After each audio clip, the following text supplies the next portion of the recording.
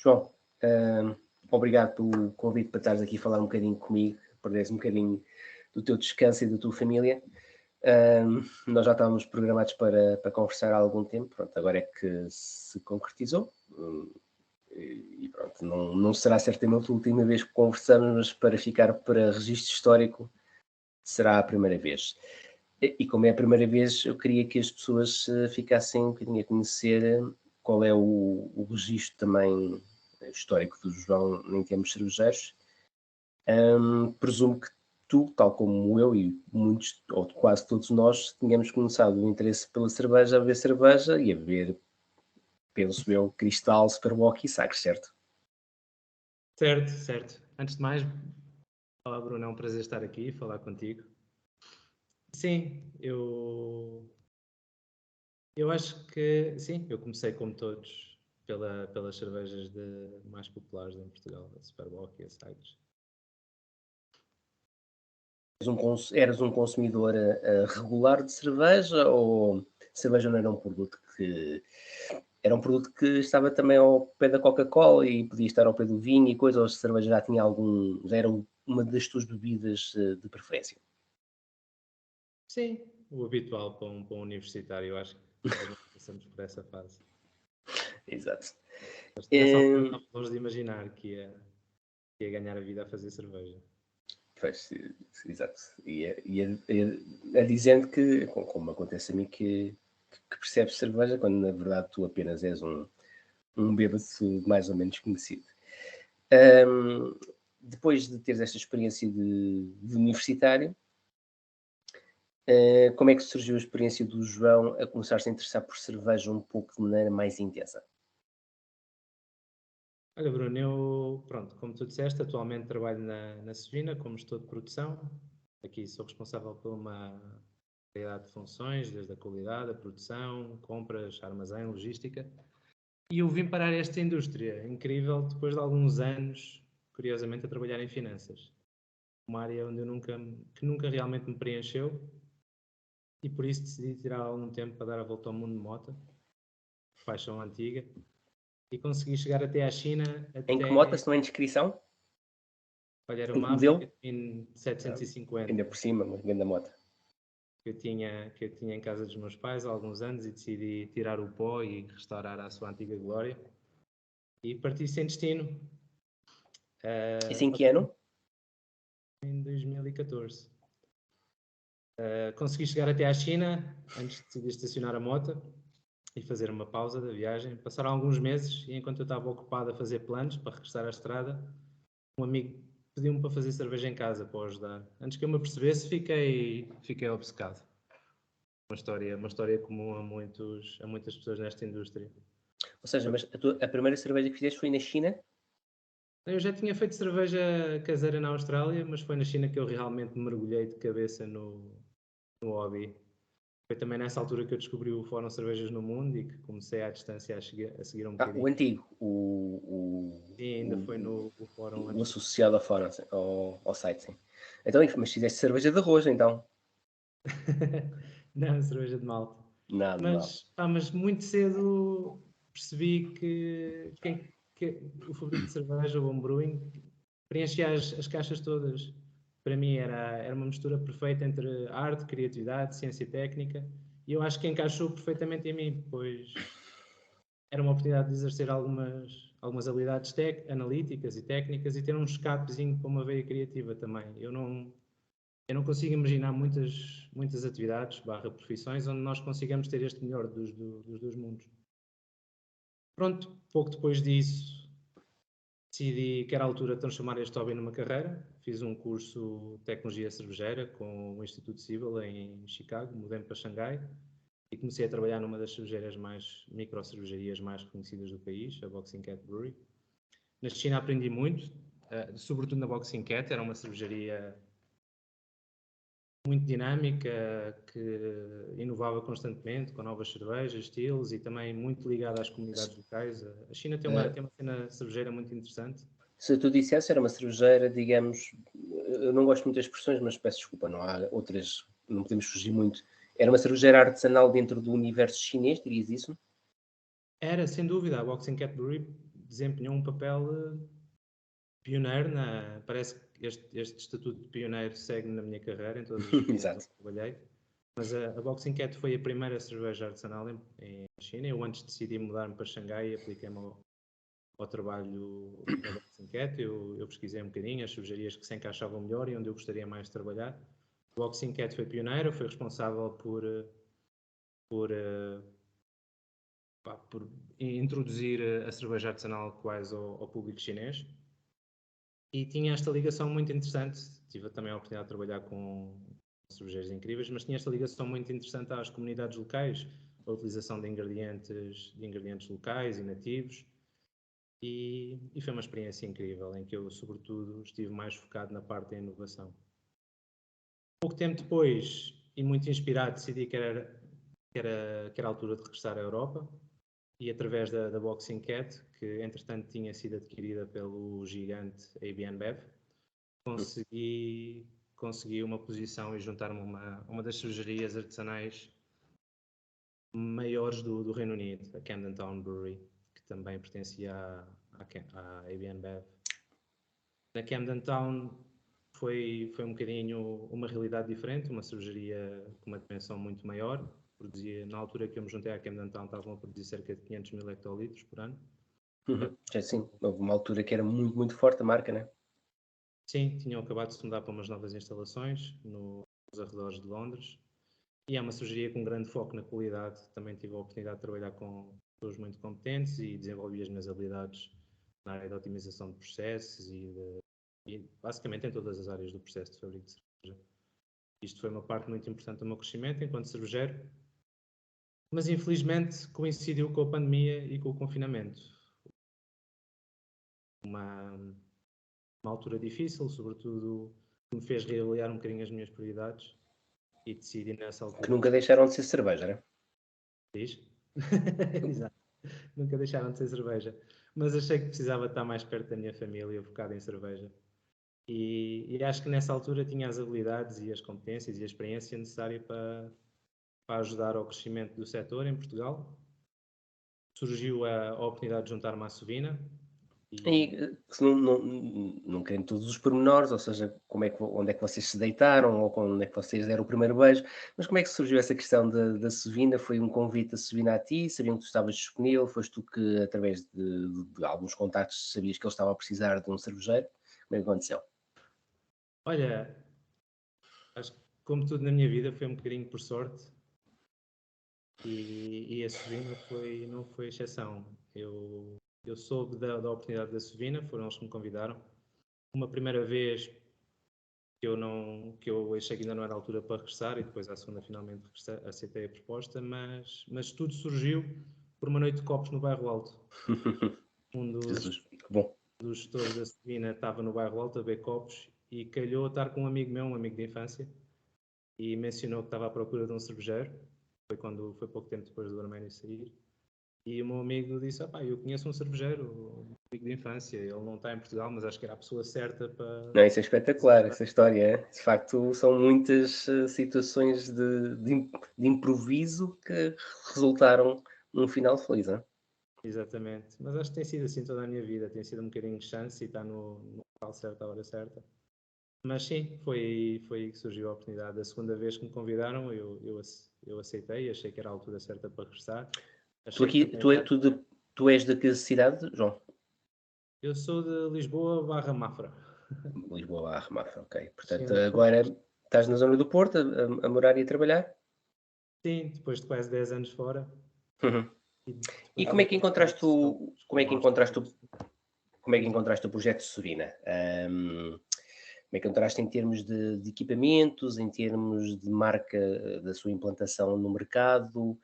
Já tinhas uma ideia da marca, certamente, porque estavas ligado ao mundo da cerveja. Como é que foi, como é que encontraste a marca? Ela estava forte? Estava num período de reformulação?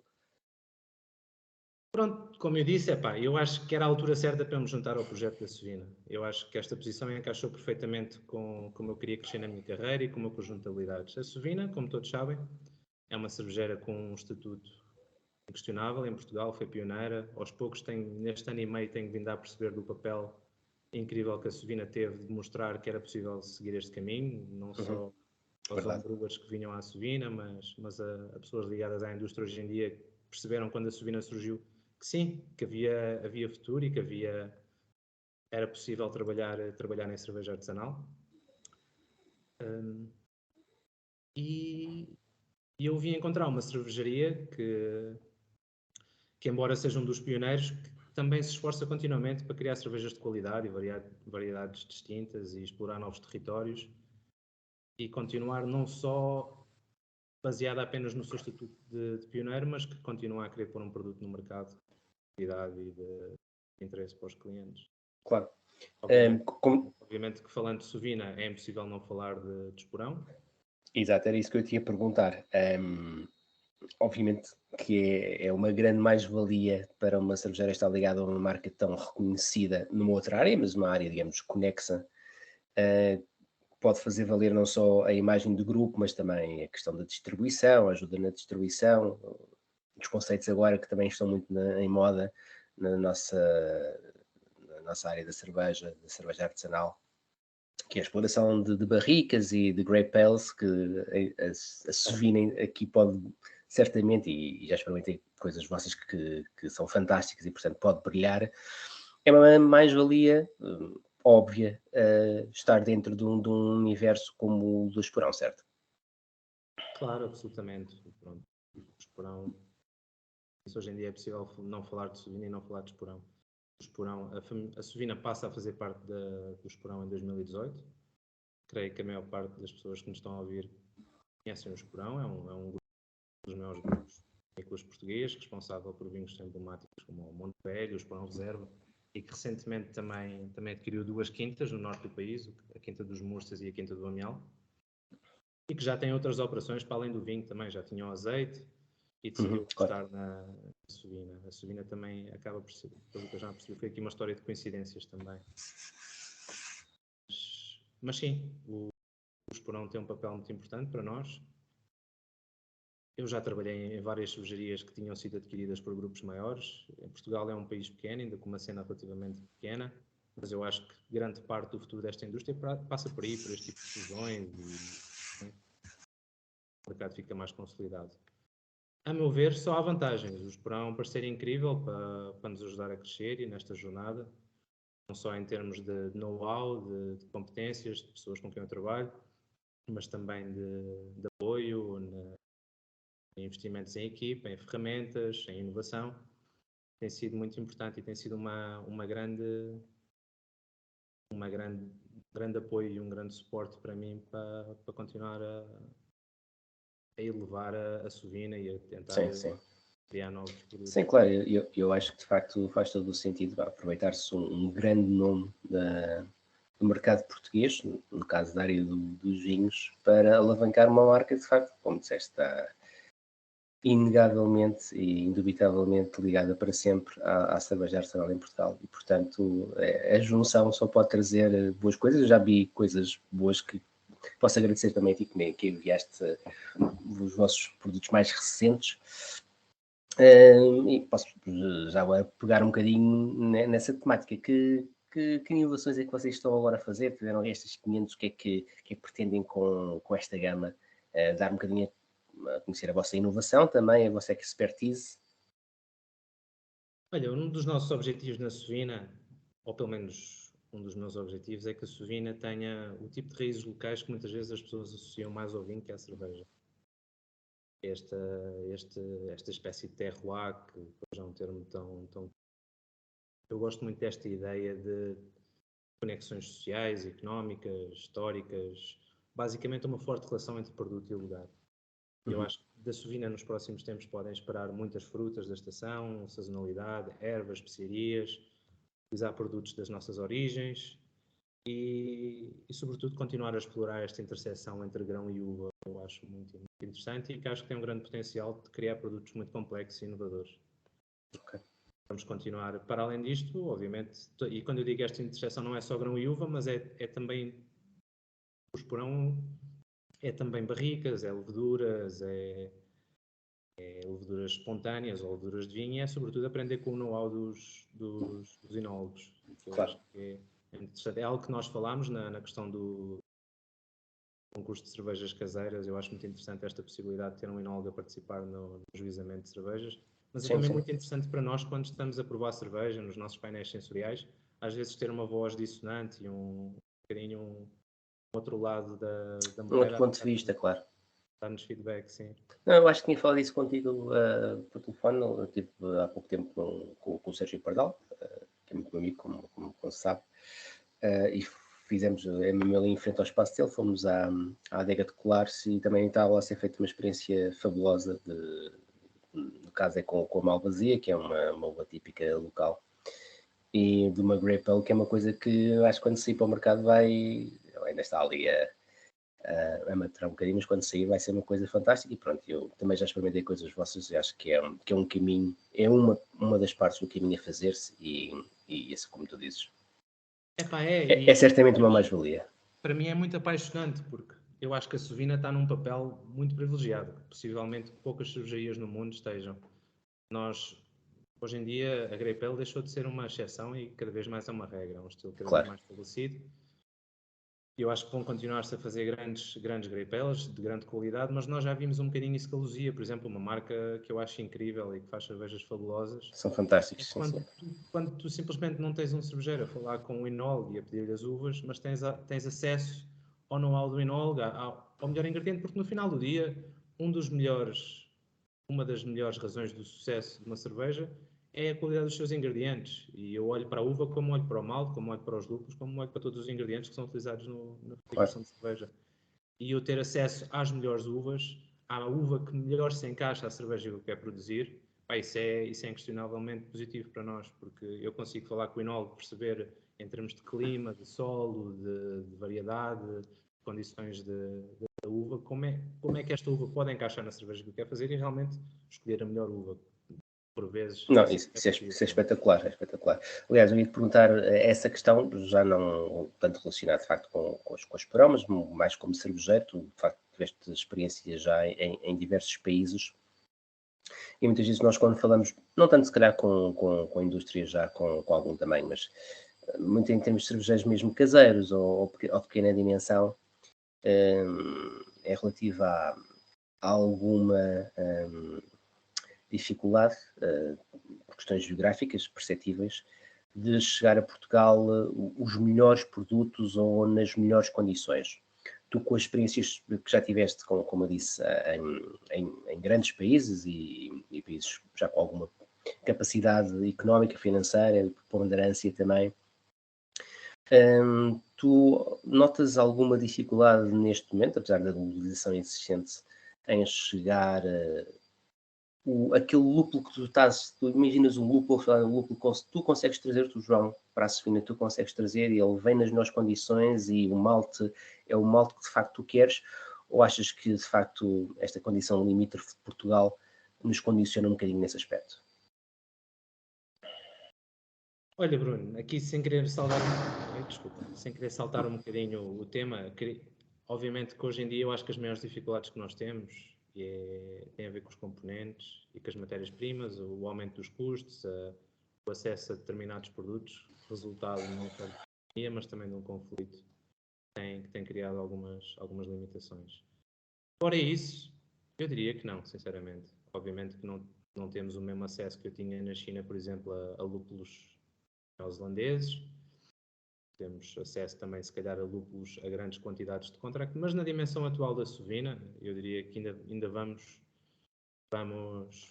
nos chafando. Obviamente, nós Uhum. temos um processo temos um plano de recepção de matérias-primas muito apertado, em que há muitas características que são analisadas, mas obviamente quando se trata de matérias-primas, as mais importantes é as características organoléticas das matérias-primas. Temos um controle apertado de recepção. Quando eu digo apertado, eu estou a falar, se calhar, no malte e nos lúpulos, analisar certos parâmetros que acreditamos que devem estar dentro de um limite definido por nós, e até agora não temos tido problemas. A Sovina trabalha exclusivamente com maltes alemães e ingleses, que eu acredito serem dos melhores no mercado, a Weyermann e Sim, sim. Simpsons. Trabalhamos com lúpulos da Yakima. Obviamente que há certas variedades que não temos tanta qualidade, mas para já não temos tido problemas. Uhum. Agora estamos a desenhar os contratos de lúpulo para o ano que vem, e com exceção de algumas variedades também resultado daquilo que eu disse no início, da conjuntura atual, não temos tido grandes problemas. E nessa questão da conjuntura atual, obviamente que os preços de energia são notórios, os seus aumentos, as matérias-primas certamente estão a seguir o mesmo percurso. Como é que tu vês, já no 2022, porque está a acabar e digamos que a parte forte do ano, que é essencialmente até o final do verão, início do outono, em termos de cerveja, és otimista relativamente a 2023? Não digo em termos de política mundial, que isso acho que somos todos pessimistas, mas em termos de área cervejeira, de mercado cervejeiro nacional e mundial, qual é a tua perspectiva? Olha, só mais uma coisa, eu há bocado terminei e queria só fazer um ponto. Se há algum produto que eu gostasse de ter mais acesso, aí era produtos nacionais e locais, que realmente é Uhum. muito difícil. Eu já te respondo à tua pergunta, mas pronto, Não, não, mas gostava estás à muito de vontade, ter por mais favor. produtos É uma portugueses, conversa que vai puxando as tuas mais ideias. produtos locais, e isso é muito difícil, obviamente, pelo perfil do país que temos, a agricultura, mas também pelas dificuldades, porque grande parte do estoque vai para as cervejarias com maior escala. Uhum, claro. Eu gostava muito disso. Uma história curiosa é quando o Esporão comprou a Sovina, havia um plano, um objetivo, um sonho, digamos, de aproveitar o know-how da agricultura do Esporão para que a Sovina fosse quase uma farm to table, uma Uhum. farm to glass brewery, que acabou por não resultar, porque várias É muito razões, difícil. mas sobretudo porque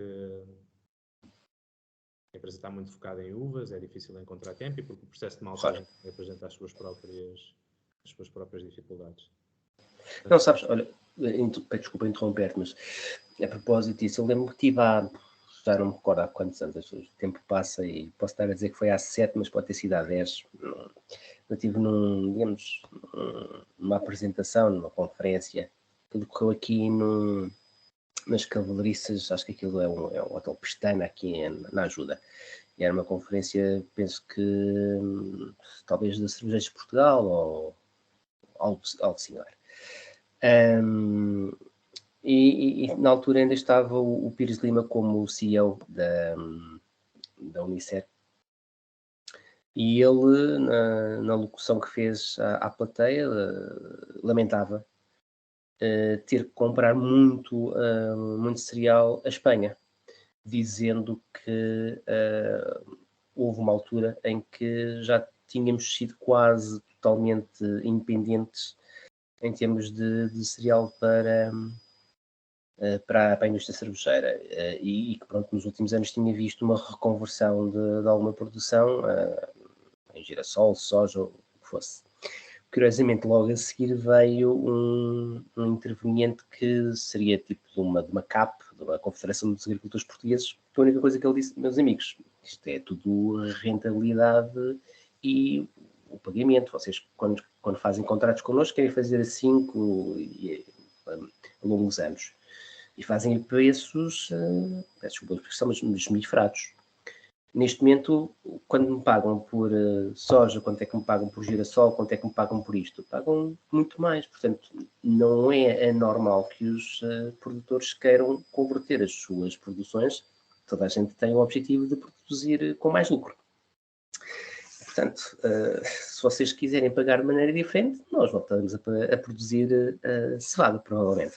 Portanto, era uma questão interessante e de facto, eu não sei quanto é que a indústria paga, de facto, aos produtores nacionais e presumo que seja, de facto, a maior parte da produção comprada pelas grandes empresas, mas achei curioso o antagonismo das posições, que percebo de um lado, mas obviamente também percebo do outro. quem sabe, olha, um sonho para o futuro.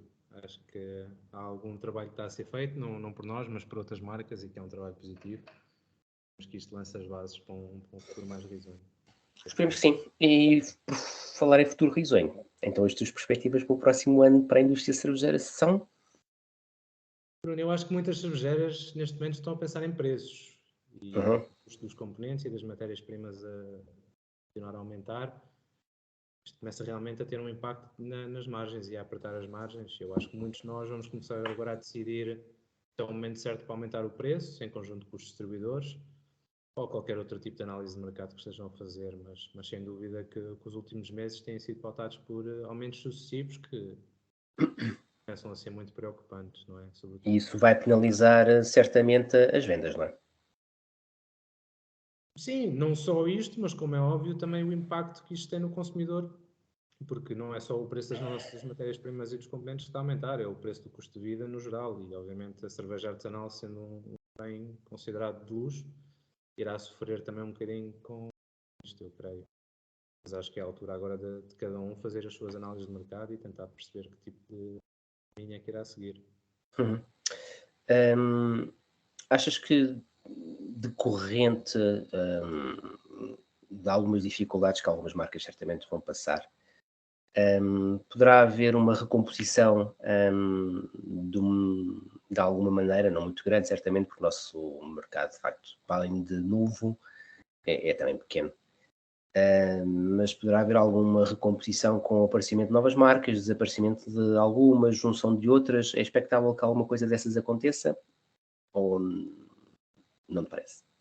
Não, epá, eu acho que as cervejarias artesanais, quando começaram a ganhar força, era uma experiência nova. Agora que elas estão a tornar uma norma, cada vez mais comuns, elas estão a experimentar algumas condições competitivas semelhantes a que os maiores operadores historicamente lidaram. Uhum. Ter a concorrência entre cervejeiros artesanais, operadores maiores, importações, produtos substitutos, como é o caso dos hard seltzers, das kombuchas. Eu acho que, já para não falar do impacto também que teve a pandemia, por exemplo, uma mudança cultural que mudou a indústria cervejeira. Eu acho que é uma altura, obviamente esta incerteza e esta instabilidade podem ser um bocadinho frustrantes e estressantes, mas também pode ser visto como uma oportunidade para ser criativo e Uhum. apostar em novos segmentos onde nunca estiveram antes. Sim. Epá, eu faço um bocadinho Sim, uma sim. análise de mercado. Desculpa, diz. Não, não, estava a corroborar aquilo que estavas a dizer, até porque, por exemplo, no período da pandemia, que foi de facto um outro tipo de crise, mas que também afetou não só em termos a economia em geral, mas também a indústria cervejeira em particular, de certa maneira incentivou ou acelerou, se calhar melhor, a percepção das marcas e dos espaços que era muito importante ter uma presença online e teres uma loja e teres a capacidade de fazer uma distribuição do teu produto sem teres necessariamente um espaço físico. Pode ser que existam outras, que esta crise, infelizmente, não é nunca bom passar por uma crise. Ou seja, nós em 2019 estávamos a bater todos os recordes em termos de vendas de cerveja, depois vem o Covid, 2021 começas de facto a fazer uma boa recuperação, agora entras nesta crise que é essencialmente também de facto financeira, existe uma guerra subjacente, latente, mas isso está a afetar apenas de facto depois em termos económicos e financeiros. Mas pode ser que surjam outras oportunidades e reconversões que lancem novas ideias, sim, de facto. Sem dúvida. Eu acredito, por exemplo, que ter raízes fortes na comunidade é fundamental. Uhum. Eu acho que os cervejeiros ter uma consciência ambiental, social, a utilização de ingredientes locais, apoiar o tecido socioeconómico da região, de uma maneira, eu acho que isso, um bocadinho à semelhança do que tem sido feito com os restaurantes, eu acho que isso também vai ser valorizado pelo consumidor. Lá está, mais uma vez, é um consumidor que já está um bocadinho mentalizado para um produto de maior qualidade, portanto isto é um passo natural, ok? Agora vou continuar a apostar em cervejeiros com que eu me identifique, não só nas cervejas que põem, mas também com o posicionamento e a atitude e a filosofia da cervejaria. E João, tu já estás aqui há algum tempo em Portugal, agora com a experiência de facto do estrangeiro. Hum, eu sei que a tua área é uma área muito específica, não é? Tu estás a tratar de panelas, não necessariamente de bater porta a porta, cobrar barris que a Sabina possa estar a vender, mas obviamente que vocês se reúnem, a vossa equipa, e tens uma percepção global do modelo de negócio. Do que tu conseguiste beber, e não líquido, beber em termos intelectuais e de conhecimento lá fora, hum, se pudesse alterar uma coisa para melhorar no mercado português, o que é que seria? O que é que tu achas que lá fora se faz um bocadinho melhor e que em Portugal, se fizesse, poderia ainda alavancar mais o negócio da cerveja artesanal? Se é que há alguma coisa, claro. Eu acho que nós estamos a fazer tudo bem. Eu acho que estamos a seguir o nosso caminho e com projetos de muito valor. Eu acho que, seguindo um bocadinho a passagem de testemunha aí do Gonçalo Faustino, que tem lutado muito pela parte das Grey Pales, e eu acho que é um projeto realmente que tem muito valor e muito potencial em Portugal. Eu acho que nós somos um país tradicionalmente de vinho, um país produtor de vinho. Eu acho que temos muito potencial para continuar a explorar este resultado desta combinação entre o mundo da cerveja e do vinho, e é isso, acho que é algo que nos pode ajudar a distinguir do estrangeiro. Criar produtos inovadores, e acho que ainda é um território relativamente inexplorado, sobretudo lá fora, e no qual nós podemos ganhar alguma atração e tornar-nos líderes. Isso acho que é uma grande mais-valia para nós. Para isso, eu acho que a indústria está a crescer e as cervejarias artesanais em Portugal continuarem a fazer o trabalho que têm feito para se manterem competitivas. Ou seja, foco em qualidade, em consistência, ingredientes de qualidade, inovação e, finalmente, sustentabilidade. Claro. Sabes que muitas pessoas com quem eu tenho conversado nestas tertúlias mencionam bastas vezes a questão da distribuição. Eu não sei como é que a Sofina se aproveita os canais da Esporão ou não. É um problema que tu vês existente para a Sofina e para o mercado português, nomeadamente não só em termos internos, mas também em termos de internacionalização. Ou seja, é muito fácil e como sabes, não é? É muito fácil nós conseguimos ter cá em Portugal cervejas que vêm mesmo dos Estados Unidos ou vêm da Nova Zelândia. Lembro de quando vinham aquelas cervejas 8-Ball, vêm coisas da Austrália, e depois quando vais ao estrangeiro tens alguma dificuldade. No outro dia estava a falar com o Alberto Benavides, que tem aquela grande revista Bar and Beer. Ele dizia-me que simplesmente não vê cerveja portuguesa artesanal em Espanha.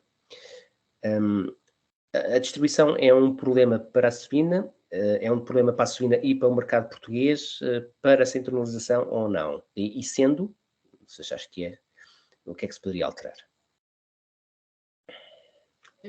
Como tu disseste, eu estou mais focado na área da produção do que na parte das vendas e distribuição. Isso é exigido pelos meus colegas que estão nessa área. Tenho uma pequena noção daquilo que se passa. Obviamente a Sofina está numa posição privilegiada. Temos acesso a uma cadeia de distribuição muito grande. O Esporão é exportado para mais de 50 países. E nós fazemos usufruto dessa mesma empresa de distribuição. Sobretudo no que toca à exportação e ao off-trade. Dito isso, eu acredito, e pelo menos o foco que eu tenho passado à equipa de vendas, é que eu acho que nos devemos focar para já no mercado interno. Há muito espaço para crescer. Eu acho que a Sofina tem muito espaço ainda para crescer em Portugal, continuar um estatuto de cervejaria de referência em Portugal e sobretudo aqui na cidade do Porto. E é aí que eu quero para já dedicar os meus esforços. Somos uma empresa ainda relativamente pequena. Acho que ainda há espaço ainda há muitos consumidores aqui que conseguiremos ganhar em Portugal. Até porque a cerveja também não viaja bem, não é? Claro. Eu preferia vender cerveja para o Algarve ou para Lisboa ou para Braga do que enviar cerveja para o Brasil ou até mesmo para a República Checa ou para Londres. Portanto, para já ainda acho que temos aqui algum espaço a crescer em Portugal.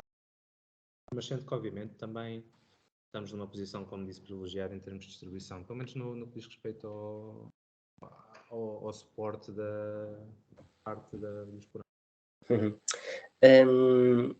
Obviamente nós, a maior parte de nós, ou quase todos nós, ou mesmo todos, somos amigos, somos conhecidos, somos pessoas que nos cruzamos e bebemos cerveja e conversamos, mas isto não deixa de ser um negócio. Na tua ótica, como parte de uma marca, quem é o principal adversário da Sofina? São outras marcas de cerveja artesanal? São as grandes empresas? São produtos importados? São produtos de gama marca branca? São aquelas promoções fantásticas que são feitas no Lidl ou no Aldi, por exemplo, o Golden Drac, que se fica a 1,25€. Eu sei que não deve ser, obviamente, o teu foco de preocupação. O teu foco de preocupação é fazer as boas cervejas e novas cervejas e utilizar esse facto que estavas a dizer, ingredientes ligados à tradição e ao local de implantação, mas numa visão do João, fora da Sefina, como apenas uma pessoa que está no mundo da cerveja, qual seria o principal ou qual é o principal adversário no teu entendimento? É, é- não sei o que responder. A gente daqui na Sardina, nós esforçamos continuamente, sobretudo na produção. Estamos menos preocupados com o que os outros fazem, mais preocupados com o que nós fazemos. É um esforço contínuo e diário aqui para fazer cervejas com qualidade e para amantes da cerveja artesanal e para pessoas que estão agora a começar. Temos um trabalho diário de otimização de processos, de contínua, explorar novos territórios, tentar perceber como é que que caminhos é que podemos seguir. E é um bocadinho por aí que temos vindo. Eu acho que ainda há muito espaço para ganhar em Portugal. Há muitos bares, muitos restaurantes que estão a servir cervejas de marcas de maior escala e que podem virar-se para cerveja artesanal. Portanto, não creio que seja benéfico para nós neste momento começarmos a virar uns contra os outros. É um mercado ainda muito grande, com muito espaço para crescer, com uma porcentagem muito pequena de segmento. E acho que ainda não estamos nessa fase. E pronto, uma coisa que eu não disse no início, mas que eu acho muito importante, é que eu acho que esta indústria... Eu sou privilegiado, porque eu trabalho em produção logo. Claro. Mas é uma indústria onde eu sou continuamente inspirado pelas pessoas que este setor atrai. Eu acho que o setor da cerveja artesanal está desproporcionalmente cheio de pessoas fabulosas e incríveis. E isso tem sentido aqui desde que cheguei ao Porto. É verdade. Isso corrobora completamente isso. De facto, é impressionante as pessoas fantásticas que tenho conhecido ao longo do percurso. Mas é isso, eu acho que para já ainda não estamos nessa fase. Obviamente que estamos atentos ao mercado e vemos o que é que está a ser feito, mas queremos seguir o nosso próprio caminho. Eu acho, assim como as outras marcas líderes em Portugal, eu acho que estão a seguir o seu próprio caminho. Eu acho que nós também, e creio que no final do dia, se tu fizeres uma coisa que realmente é tua e é honesta e é genuína, eu acho que o consumidor sente isso. E aquilo que nós queremos fazer, eu acho que há espaço para nós e podemos vir a ter sucesso. João, qual foi a primeira cerveja que tu fizeste? Recordas-te o estilo? Não, eu recordo da primeira cerveja artesanal que realmente me virou a cabeça. Ou diferente, vamos chamar-lhe. Era uma Cooper's Ale, acho que era assim que se chamava, na Austrália. Provavelmente, uma australiana, sim. Deve ser a Sparkling Ale, não é? Não sei, Deve ser a Cooper's Sparkling Ale, talvez, que é um arquétipo daquele do Sparkling, que eles chamam. Tinha verde e É capaz de ser, sim. uma barrica. Foi a primeira cerveja que eu realmente pensei, uau, o que é isto? Isto é diferente. Pronto, depois disso vieram muitas mais. Nunca Brewdog Punk IPA teve um impacto muito grande também. Sim. Há muitas, de facto, estão no nosso imaginário. Hoje em dia, de facto, as pessoas já não olham da mesma maneira para elas, mas sim, a Brewdog foi um abre-olhos para muita gente, certamente. Eu uma vez estava na China, foi lá, a China era um viveiro de cervejeiros, por vezes, porque há muitos cervejeiros a olhar para a China como o próximo Eldorado. Então, volta não volta, havia lá o Anthony Koch da Stone, o cervejeiro da Brewdog, que eu agora não me lembro do nome, também, o cabelo comprido, que é o que está ligado à produção. E ele foi lá fazer uma apresentação e uma prova comentada, e eu fui com uma garrafa de Punk IPA e fotografar a garrafa. Tão bom.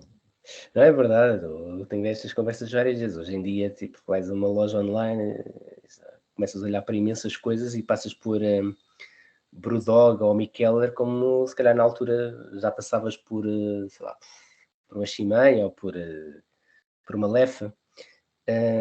E pronto, hoje em dia, se calhar, Brewdog não, já vi. Não, mas eles continuam, de facto, a lançar coisas boas e giras, mas verdade, e isso é inegável. Os arquétipos e as coisas boas que eles nos deixaram, e as cervejas que ainda são, não é? Tipo, se for uma Anchor Steam Beer, ou se for uma Brewdog Punk IPA, ou uma Great Divide, uma Yeti, qualquer coisa assim, de facto, são coisas que nunca vão passar de moda. E que cerveja que tu gostarias de fazer, mas ainda não tiveste a oportunidade de fazer? Epá, olha, nós estamos aqui, acho que estamos à procura de algo diferente para criar impacto e curiosamente aqui na Sovina, de uma forma ou de outra, todos nós somos fãs de kombucha. É a primeira coisa que me vem à cabeça quando contas. Mas kombucha pura e dura ou uma kombucha então... Por aí dura, um dos cervejeiros aqui da Sovina inclusive tem uma marca de kombucha, pequenina, mas a Gatobucha. Eu faço kombucha há muitos anos, comecei a fazer kombucha na China. E, e somos todos fãs aqui também daquela kombucha, que é uma marca aqui do Porto, que tem Uhum. feito um trabalho incrível. E temos experimentado e feito muitos testes com kombucha e gostava muito de fazer a primeira kombucha ale de Portugal, uma espécie de híbrido. Eu gosto muito de colaborar. Eu gosto muito de colaborar com marcas e projetos que partilham os mesmos valores que eu, seja cervejarias, ou chefes, ou lojistas. Uhum. Eu sempre achei muito interessante fazer cervejas que são mais que a soma de duas partes, criar algo que realmente híbrido. E esta fascina-me muito. Por isso, a resposta à tua pergunta é essa. Eu gosto muito deste tipo de híbridos e para já estou muito focado, gostava muito de fazer uma coisa com kombucha. Ok. Então, Tem-se provado um parto difícil, porque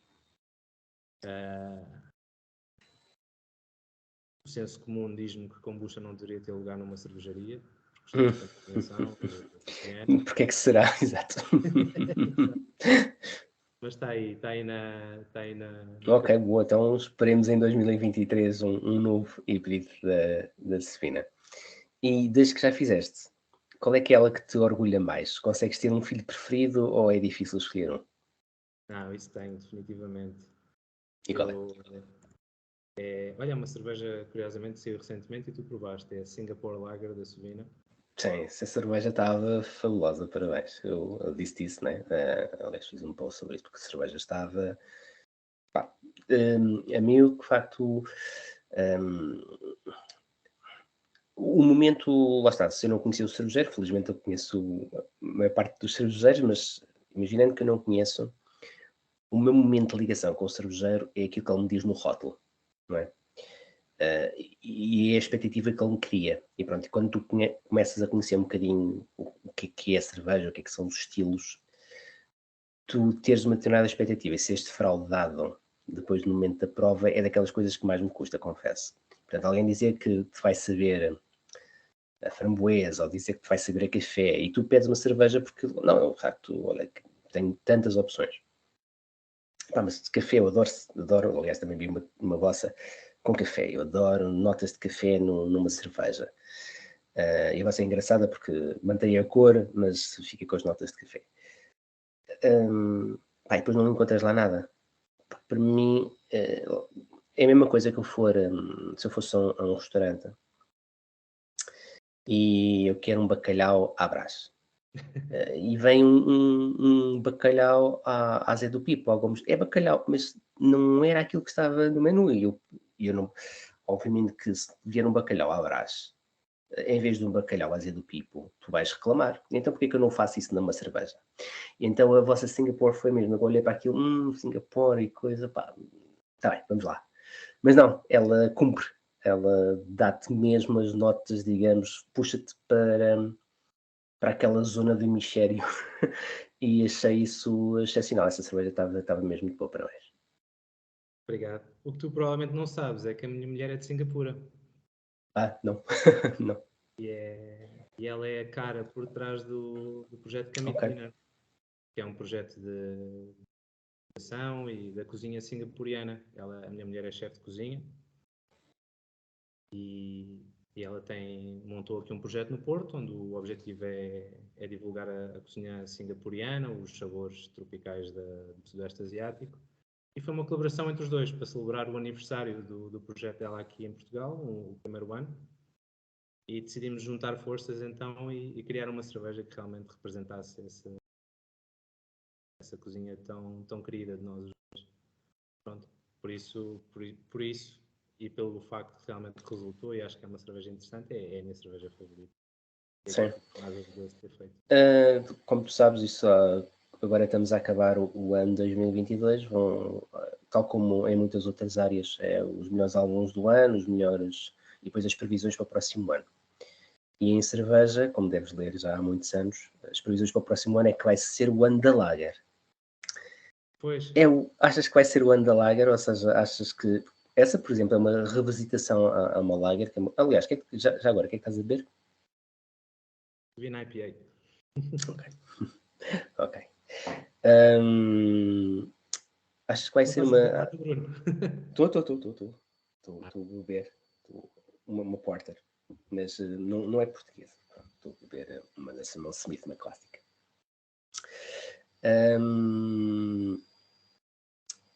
Olha, Bruno, Faz sentido continuar-se a falar nesta coisa da Lager. A Lager está sempre aí, não é? E faz todo o sentido existir. Lá está, temos duas famílias grandes, não é? Ale e Lager. Para aqui estarmos a dizer que o próximo ano é que o ano. Mas que lagers? Lagers escuras, lagers menos escuras, lagers mais pesadas. Continua a fazer sentido estas previsões mirabolantes de que o próximo ano é que é Lager. A Lager não está aí e não esteve sempre. epá, não, alguns discordariam-te e eu parece. Eu sempre tive esta ideia. Eu, quando era miúdo, a minha irmã mudou-se para Londres e viveu uns anos em Londres. E ela dizia-me: "Epá, isto é o futuro, e não é bem o futuro, mas as coisas são assim." E depois parece que mais tarde ou mais cedo nós apanhamos um bocadinho as ondas destes países trendsetters, não é? Dos Estados Uhum. Unidos, do Reino Unido. E se a minha experiência me diz alguma coisa, a Camden é um exemplo claro de estar no local certo à hora certa. Lá está, mais uma vez, a obra de um visionário. Decidiu fazer uma cervejaria focada em lagers em 2010 e que em 2015 tem um boom incrível que acaba por resultar na aquisição da AB InBev e no investimento de milhões de euros na construção de uma fábrica e numa divulgação da marca. Mas isso, sem dúvida, o crescimento daquela empresa está assente na Lager e na popularidade crescente da Lager. Eu acho que parece que o que está a resultar muito bem agora, pelo menos nos Spice IPAs, são as Easy IPAs. Também algumas cervejas com um tipo de álcool mais alto, mais baixo. Eu acho que há lugar para todos. Claro. Atualmente, para mim, as cervejas sessionáveis e aquela faixa dos 4%, acho que é um espaço para nós e é aquilo que eu gostava de apostar. Mas também tem sido claríssimo e aí estou de acordo que acho que voltar às raízes e criar uma lager que não seja feita com adjuntos, uma cerveja elegante, delicada, cheia de sabor, também parece estar a vender muito bem. Uhum. Eventualmente também se fala em ressurgimento de trigos, etc. Acho que é também uma cerveja que pode dar ponta. Sim, isto é no mercado da cerveja, lá está, um mercado extremamente Dinâmico. moderno, dinâmico e, por um lado, também volátil. E, portanto, se no momento começas a falar em. Eu acho que é muito importante as cervejarias também se adaptarem e desenvolverem. Sim, claro. Mas aí também essa volatilidade, e já falei isto com várias pessoas, isso coloca de facto depois alguma pressão sobre as empresas, nomeadamente esta questão do Antep, que é recorrente falar sobre isto, de as cervejeiras serem obrigadas quase recorrentemente por semana lançarem uma cerveja nova para a pessoa que já bebeu aquela cerveja, e infelizmente, apesar de ter sido a melhor cerveja da vida dele, ele não vai voltar a ela porque já bebeu. Isso é um conceito, de facto, para mim, totalmente absurdo, mas que é uma parte apenas, lá está, felizmente, o nosso mercado tem muita coisa, é uma parte apenas desta comunidade. Mas sim, mas depois tens as cervejas gluten-free, tens as cervejas, como tu disseste, e que eu acho que cada vez fazem mais sentido de session, em termos de um álcool ali por volta dos 4, muitas vezes é 3 ponto qualquer coisa alto, no entanto carregadas de aroma e de sabor. Eu acho que é uma tendência que veio de facto mesmo para ficar, a par de obviamente coisas com envelhecidas em barrica, coisas como o nosso amigo, acho que ele faz anos hoje, eu esqueci-me de lhe dar os parabéns, olha, fica aqui os parabéns para o António Lopes, acho que ele faz anos hoje, o Lobo.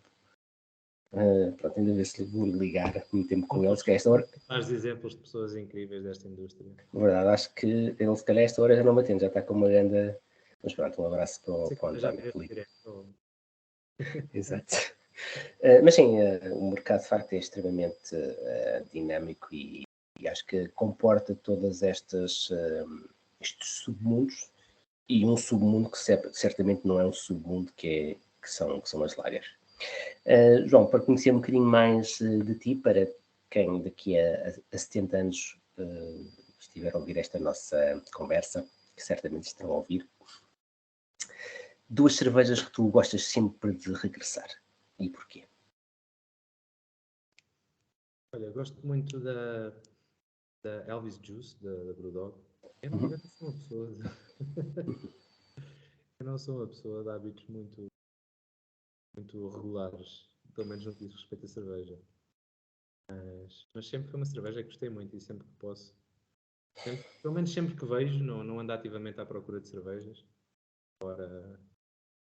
embora pronto, passo por bares, etc. Mas a Elvis Juice é uma cerveja que sempre que eu vejo fico contente e peço. Uhum. Para, provavelmente, deixa-me pensar, talvez uma cerveja que sempre esteja no meu frigorífico. Gosto muito de Guinness também. Guinness. Não volta também compro. Mas o resto tenho um frigorífico muito eclético. Imagino que sim, imagino que sim. Ahm, Mais uma coisa, há uma coisa sim. que anda na minha lista, anda na minha lista de compras há muito tempo e faz parte das minhas preferências. Pá. Nos últimos anos desenvolvi uma obsessão saudável com cidra e tenho bebido muita cidra. Sim. Felizmente, E aí no Porto tens aí o Salt in the Valley que tem. quer dizer isso, que está a 5 minutos da minha casa. Tenho a sorte de estar perto do Celta e também aqui. Epá, sim, tenho bebido muita cidra e cada vez estou mais entusiasmado com cidra. E tens bebido cidras portuguesas? Sim, sim, Assim, ainda da Alfa, da Cidraria. claro, claro. Ainda recentemente estive no fantástico festival que o Otávio organizou em Ponte Lima, ou CID, Uhum. e tive a oportunidade de falar com a malta da NUA, da Cidralfa, embora a Cidralfa já tenha estado tanto a Cidralfa como aquela do Bom Barral, não me recordo do nome. Estou Não é com eles, Cidraria. não, mas estou com eles muitas vezes nos festivais que a Sabina participa. Bem, mas em Ponte Lima, no festival, tive a oportunidade de falar coisas incríveis, híbridos com A uvas. Cidrada. Cidrar, exatamente. A Cidrar e a Cidralpa. Esses vejo muitas vezes, em vários festivais, mas sim, tenho provado muitas coisas portuguesas, Uhum. de Galícia também, epá, e no Reino Unido, quando estive no Reino Unido, coisas incríveis. Claro. E vai estar agora no caseiro, presumo. Sim, mas desta vez só como consumidor. Com conhecedor, sim. Exatamente, claro, não pagava o caseiro por nada. O ano passado tivemos a sorte de participar como cervejaria, este ano eles não alinharam, não vamos ter chance, mas certamente estarei lá pelo menos. Eu infelizmente mais uma vez estarei à espera que a TAP não me deixe em terra, mas Tens que ficar não, mais não, de cima, Bruno. não, pois eu gostaria muito, obviamente, de estar com as pessoas e, aliás, tenho imensos convites de grandes amigos que eu ainda nem visitei instalações nem nada, nem é culpa, mas pronto, lá está. O trabalho, que é aquilo que mete dinheiro em casa para comprar cerveja, não é a cerveja, é outro, mas pronto. Hum, Voltando só um bocadinho à Suína brevemente, antes de encerrarmos para tu também ires para a tua família e para descansares.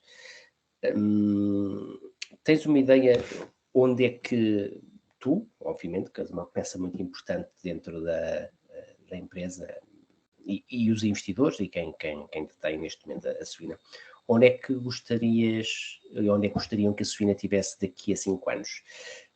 Como uma marca reconhecida a nível mundial, a nível europeu, só em Portugal a nível europeu, com uma distribuição geral em Portugal e bastante acentuada.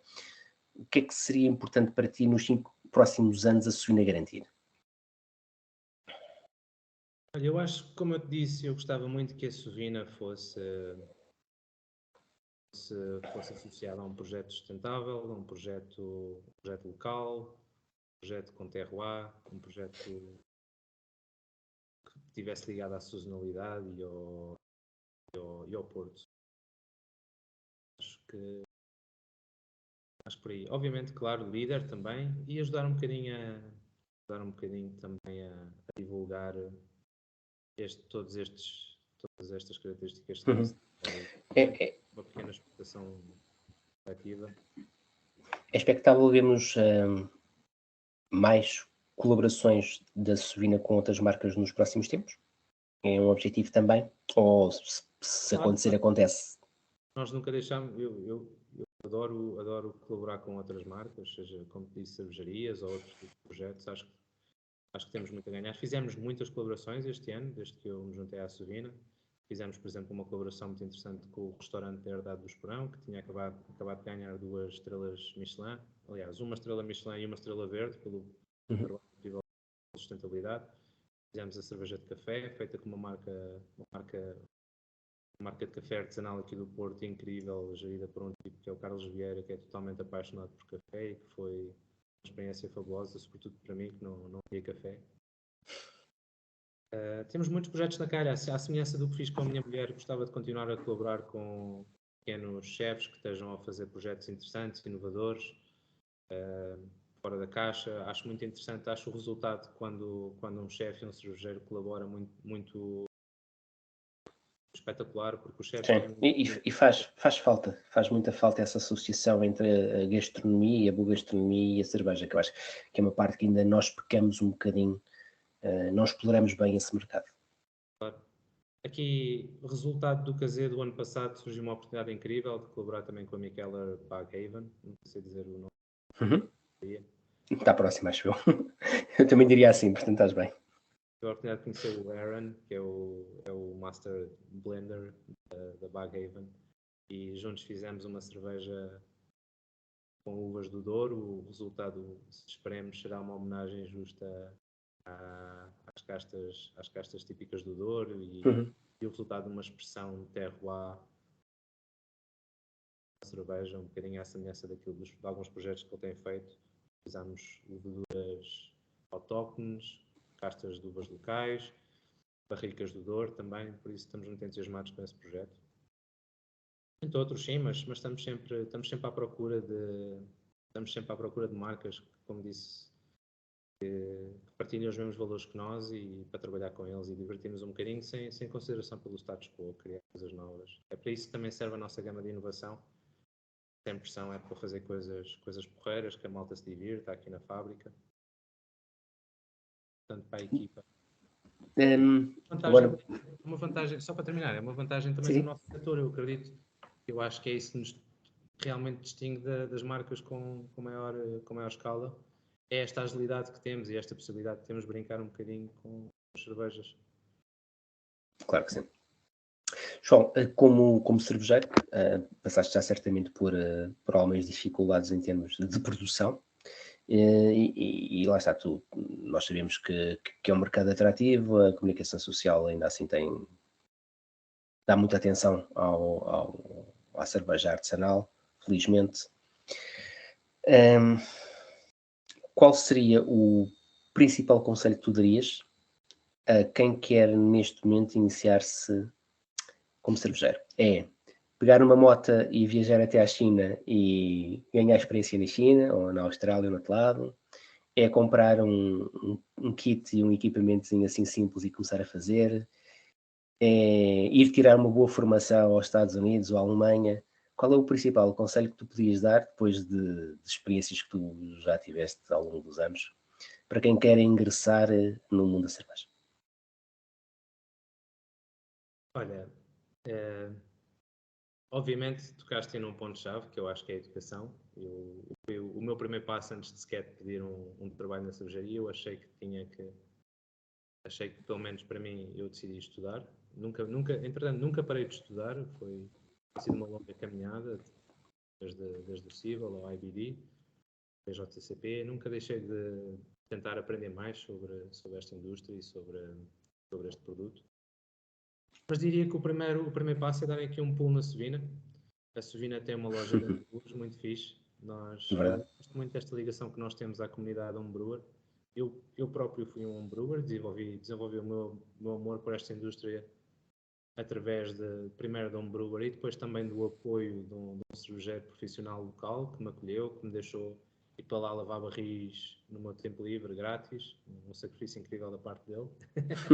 Imagino que sim. Mas eu estava sempre atento e ele nunca deixou de me explicar as coisas, foi incrível. E um americano que fazia cerveja em Xi'an, uma cidade no centro da China, foi incrível e sempre recebeu, sempre me explicou. Ele também tinha um projeto muito interessante que ele, às terças-feiras, deixava os homebrews fazer cervejas no bar, fornecia os materiais grátis e a ideia era que mais tarde, se houvesse alguma receita interessante que ele podia aproveitar, obviamente que as nossas cervejas a sair grande coisa, mas a gente de qualquer forma ia lá uma vez por mês ao bar beber e ele Que é bom, claro.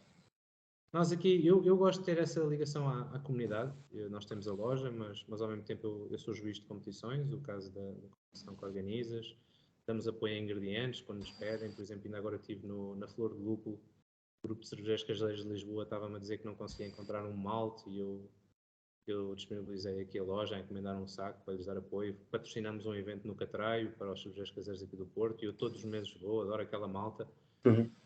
Já tive o prazer até de ver um projeto sair do Bruas para um texto semi-profissional, o caso da FDS.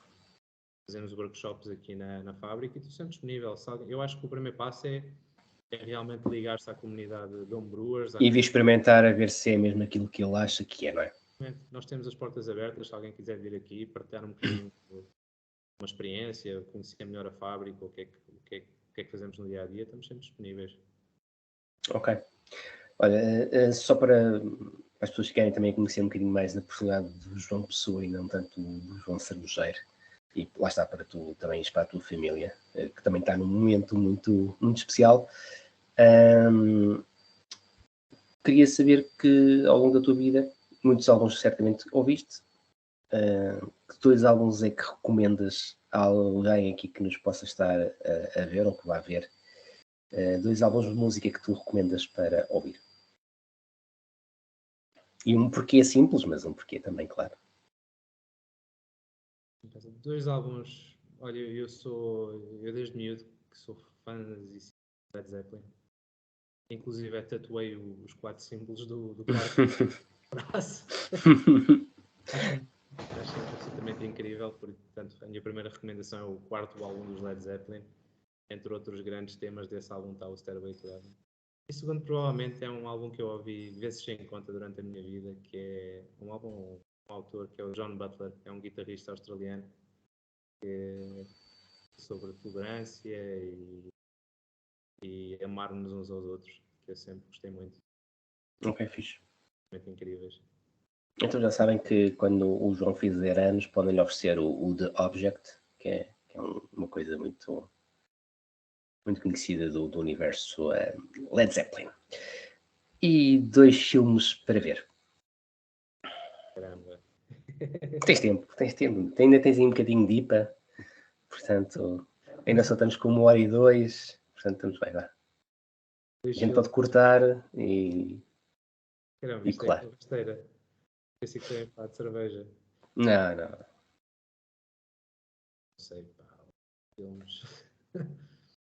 Mas costumas ver? Tens tempo para ver ou nem isso? Estava aqui a correr a ver se me lembrava de algum filme de cerveja. Algo importante. De repente não me lembro de nada. Ligado à cerveja. Mas pode ser de outra área, ficção científica, ação.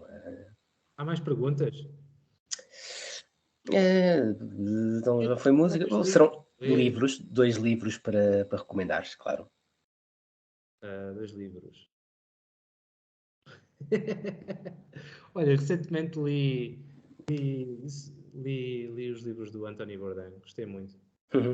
Estou completamente fã do Anthony Bourdain, acho que é uma personagem incrível e fiquei com pena que as coisas tenham terminado da forma como terminaram. Acho que ele teve um papel incrível, não só falar um bocadinho sobre a indústria, onde ele estava, nas cozinhas, mas também no nosso entendimento pelo mundo e lá está mais uma vez bater um bocadinho na tecla do John Butler, que é este entendimento entre povos, perceber melhor um bocadinho o que se passa no resto do mundo. Foi algo que eu aprendi durante as minhas viagens. e aprendi muitas coisas, mas uma delas foi essa tolerância, foi perceber que, embora estejamos em locais diferentes, no final do dia todos queremos as mesmas coisas, e seja família, bem-estar para os nossos amigos, para os nossos, ter em casa, não estar. E acho que o Bourdain fez um papel incrível nisso, nessa divulgação dessa tolerância e de passar um bocadinho aquilo que é o. Olha, o meu gato vem sempre fazer uma visita aqui Olha, boa. Sempre, vem sempre o Mickey fazer. Como é que se chama o Mickey? É o Mickey, é o Mickey. Acho que eu tenho uma ideia, Bruno. Eu gostava de ter um gato e chamar-lhe Bucha. É. Depois de dizer Cambucha. Cambucha? Este é o Mickey, ou seja, não é um rato, é um gato, mas é já o Mickey 3, porque os outros dois também se chamavam Mickey 2 e Mickey 1. Então, só para acabar agora também numa ótica também de reconhecimento que nós temos sempre uns pelos outros, de uma marca e de um cervejeiro português, que para além do teu projeto da Sovina, obviamente que tu tens muito carinho, ou campanhas, e já falaste nos que tu, e é mútuo, temos também muita admiração, não sei se será esses ou não, o pessoal da Luzia, mas uma marca de cerveja e um cervejeiro português que tu tenhas especial admiração e porquê? Numa marca, provavelmente seria a Letra. Eu tenho uma ligação muito, muito, muito especial com a Letra. Foi uma cervejaria que me abriu as portas em 2017 para fazermos uma colaboração, ainda estava na China. E da forma como fui recebido de forma incrível pelo Filipe e pelo Francisco. E ainda hoje colaboramos e estamos próximos em muitas oportunidades aqui na Norte, não só na gestão numa ótica de aprovisionamento e de tentar fazer tentar encontrar alguns negócios mais benéficos para todos nós, mas também porque gosto muito do projeto deles e admiro a marca e admiro o posicionamento dos fundadores e da equipa, porque também conheço o resto da equipa. Gosto muito do projeto da Letra. Sim. E acho que o conhecimento de marca vai para a Letra. Depois, em termos de cervejeiro, o António Lopes do Lupum tem sido um grande embaixador da cena cervejeira portuguesa desde que cheguei a Portugal. Tem sido um tipo incrível, desde o primeiro dia em que me apareceu aqui na Sovina, caído do céu e trocámos algumas palavras. Tem sido, para além de um excelente cervejeiro, tem sido também um bom desde que cheguei aqui, por isso... Sim, acho que são duas ótimas escolhas, Letra com uma grande marca, certamente, bem conduzida pelo Francisco e pelo Filipe, e o António, de facto, apesar daquele ar cavernoso, é um amor de pessoa e é um grande cervejeiro. João, obrigado por teres partilhado aqui um bocadinho mais de uma hora da tua vida comigo. Vai descansar, vai para a tua família. Peço desculpa mais uma vez por termos adiado a conversa, mas de facto não foi por minha vontade.